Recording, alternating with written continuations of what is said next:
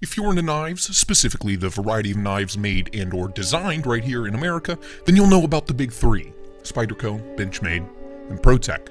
Now, before you start hooting and hollering and spitting all over your phone and or computer screen, yes, I'm aware that Medford and Chris Reeve and Strider and many others call America home, but we're talking about semi-reasonably priced and or affordable-ish knives. Got it? Okay, good. Now then, go ahead and wipe the spittle off of your screen and we will continue. Now, of the big three, Protech has always been a standout for me. First off, when you're just getting into knives, at least when I was just getting into knives, I was inexplicably drawn towards automatic knives. And you won't make it far shopping around for automatic knives before Protech shows up everywhere. Lauded as the best manufacturer of side-open automatic knives on the planet by pretty much everyone on YouTube, Instagram, and Reddit, and Facebook, and everywhere else. Dave and the gang pretty much have their little corner of the knife market by the balls, and I'm happy to say that they have not squandered it. Always improving, always innovating, and almost always surprising and impressing. But as big as their product catalog has become, and honestly as big as their knives have become, dimensionally speaking, it all started very, very small. And it all started in the most unlikely of places. When Dave made the drastic career move from 8th grade teacher to automatic knife overlord, his first design was the Runt, and each one was hand-assembled on Dave's kitchen table. Each made with love, each quality controlled by the man himself, and now I can only assume those kitchen table Runts have each accumulated quite a hefty price tag on the secondary market. And now, after all these years and 4 redesigns and iterations, there's a new Runt. And this is it, the Runt 5, still unbelievably adorable in size and still as snappy as we've come to expect from Dave and the gang.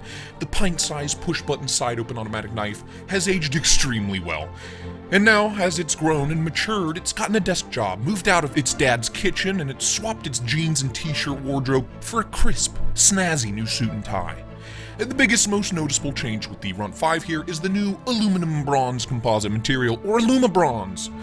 It adds an undeniable heft and weight to this tiny slicer that will still also be available with the usual aluminum anodized scales upon release, and you'll be able to get the aluminum handles smooth, anode, or textured.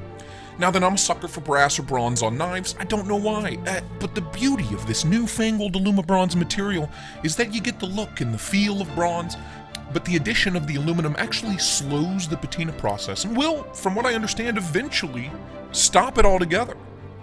No matter how much you use it, no matter how much you handle it. So you'll never end up with a dirty green multicolored mess, just a slightly darker bronze. Now clearly you can see I've been carrying and using mine quite a lot since it arrived, and it's maintained this level of patina for the past few weeks with no further changes. So did I hit that sweet spot? Am I at the limit? Dave, what's going on, man? At any rate, I love the look and I love the feel and the heft in hand of this little guy. Oh, it's good stuff. So small, so classy, so unthreatening even for an automatic knife.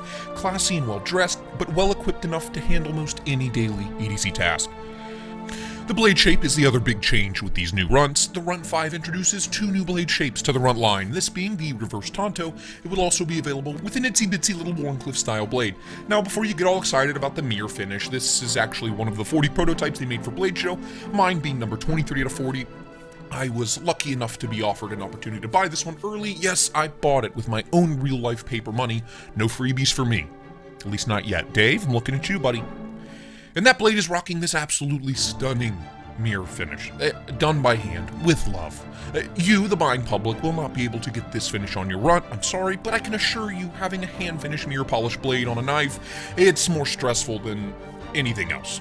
I'm constantly itching to use this thing, itching to carry it, but I'm always terrified that I'm going to scratch up that beautiful piece of 20 CV. Oh yeah, that's right, that blade steel on these new Runts, 20 CV baby. Bye 154 cm, your money gets you a full-blown super steel this go-round.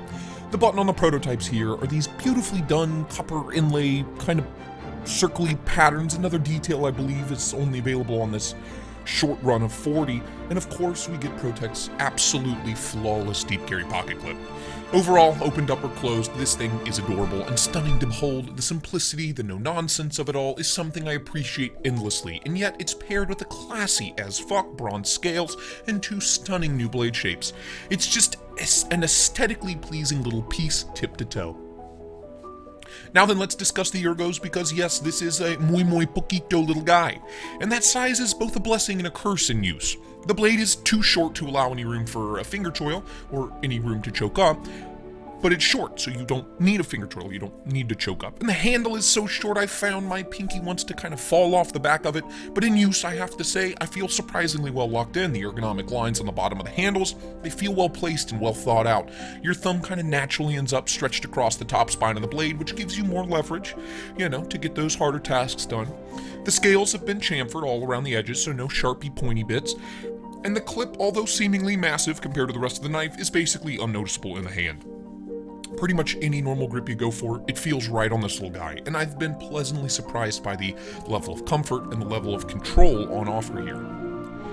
Now moving on to that itsy bitsy little blade, as I said before, 20 CVs or steel here, and on the reverse Tonto option, we get a nice tall flat grind, comes about 75-80% of the way up the height of the blade, and that blade shape being inherently tall, it allows the grind to bring it all the way down to a delightfully thin cutting edge.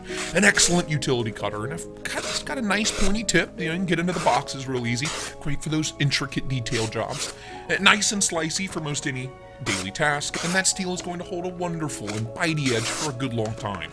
And if /when you need to sharpen it up, it's just a short edge, so it will most likely not take you very long at all. Overall, a wonderfully slicey, wonderfully adorable little piece of steel, and one that has sliced and diced its way into my heart over the past few weeks. And finally, the action. Well, let's be honest, it's a Protech, and every Protech, big or small, excels at one thing above all else: absolutely rocketing the fuck out of the handle with the simple press of a button. And I have to say, every Protech I've handled is exceptionally satisfying and snappy to open, but there's something about a knife this sensationally tiny that somehow still manages to nearly throw itself across the room every time you open it that absolutely tickles my pickle to no end. It hits just as hard as even my biggest Protech automatics, but I mean, just look at it. Like, how? I don't understand. What did you put in this thing? Solid rocket boosters?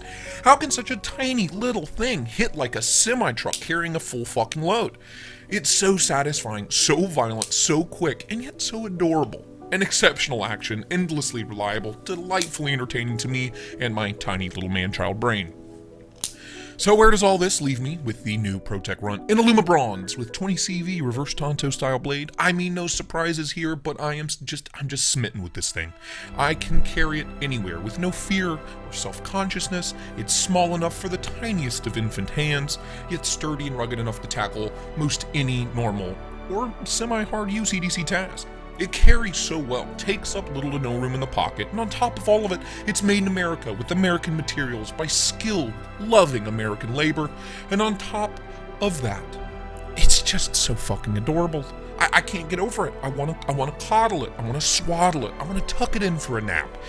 The looks, the lines, the new blade shapes, the new blade steel, and the new handle material offered, it all adds up to an unquestionable win in my book. Oh yes, and I guess we should talk about release date and pricing. Boring. Now, the Protech pimp goes by the name of Derek, runs their social media. He's the one that reached out to me about buying this early. He says, we're looking for the Illuma Bronze and Stonewash finish, around $460 MSRP. Feels like a lot. And the regular aluminum scale versions, they'll be coming in about $300, $320 MSRP. But again, upgraded steel, new design, new blades, tooling costs, you know the drill.